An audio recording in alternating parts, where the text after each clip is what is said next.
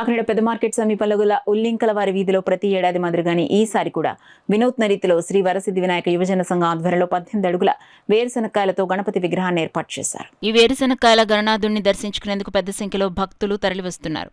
ఈ సందర్భంగా వరసిద్ధి వినాయక యువజన సంఘ నిర్వాహకులు టేకుముడి పెద్దబాబు మాట్లాడుతూ గత 17 సంవత్సరాలుగా పెద్ద మార్కెట్లోని సాయిబాబా గుడి ఎదురుగా గల ఉల్లింకల వారి వీధిలో వినూత్న రీతిలో గణనాథుణ్ణి ఏర్పాటు చేస్తున్నామన్నారు.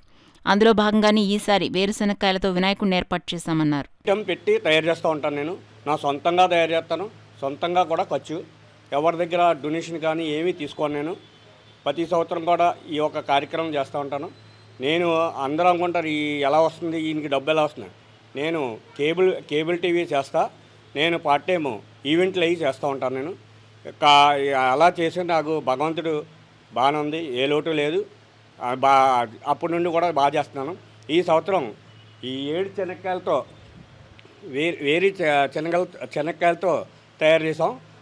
ఈ ఒక 350 కేజీలు పట్ని, అలాగే 3,50,000 రూపాయలు ఖర్చు అయింది.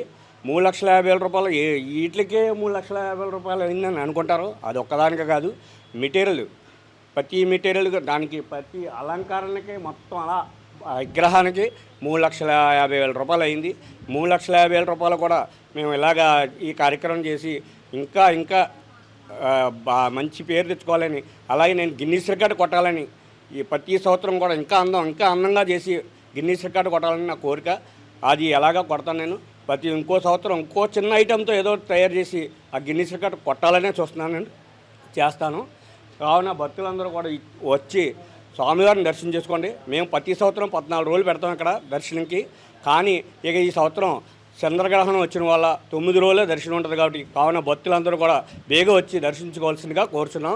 అలాగే శ్రీ వరసిద్ధి వినాయక యువజన సంఘం పెద్ద మార్కెట్ ఉల్లింకలవాడి వీధిలో ఈ కార్యక్రమం చేసిన మీడియా మిత్రులకి, అలాగే కేసీసీ బీసీఎన్ ఛానల్కి, అలాగే కేసీసీకి, TR9కి అందరికీ కూడా, లోకల్ ఛానల్స్, అలాగే TV9, NTV అన్నీ మొత్తం మీడియా ఛానల్ అందరికీ కూడా ధన్యపూర్వక నమస్కారాలు తెలియజేస్తాను.